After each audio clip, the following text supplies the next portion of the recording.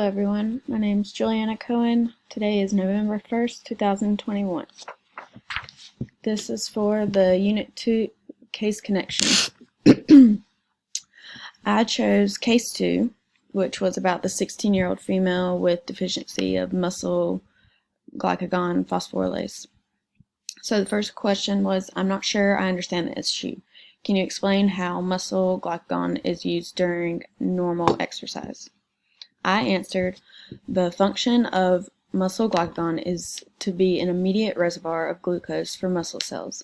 When muscle glycagon is converted into glucose 6-phosphate, it is not further converted into free glucose since there is a lack of enzyme glucose 6-phosphatase.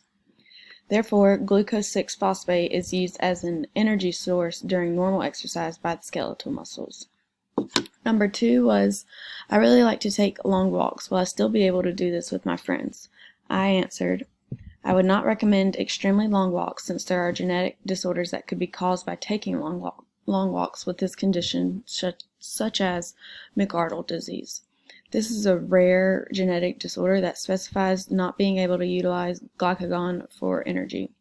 McArdle disease can cause muscle pain, stiffness when exercising, and unprovoked exhaustion.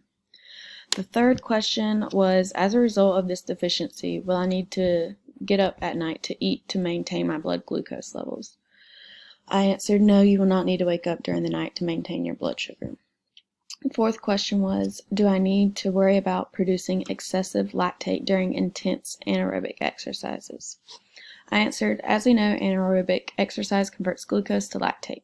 However, the lactate product is just as safe as it would be for a healthy individual. That concludes my answers for case 2. On to case 3, which was about the 5-year-old boy with hyperglycemia. First question was, what is the information likely to suggest about the underlying biochemical basis for the patient's symptoms? I said, the table suggests that the underlying biochemical basis for the patient's symptoms is hyperglycemia. This condition pertains to high blood sugar, which means that the cells are unable to absorb molecules from the blood due to a lack of insulin production. This would explain the symptoms of persistent thirst and frequent urination. The second question was, what would you predict the patient's fasted blood glucose levels to be given in his current condition? Like, would it be above normal, within normal, or below? I answered, since the patient's insulin isn't as readily available to carry out the normal function, the patient's fasted blood glucose level would be above normal range. Lastly, based on this diagnosis, what 2 regulatory enzymes are likely to be active in this individual's current condition? And I answered, since glucose is unable to be absorbed by the cells, glucose cannot be the primary source of energy. The 2 regulatory enzymes that would be active in this individual's current condition would be glucagon and lipase. The glucagon stimulates the enzymes of lipolysis, and lipase initiates the breakdown of fats.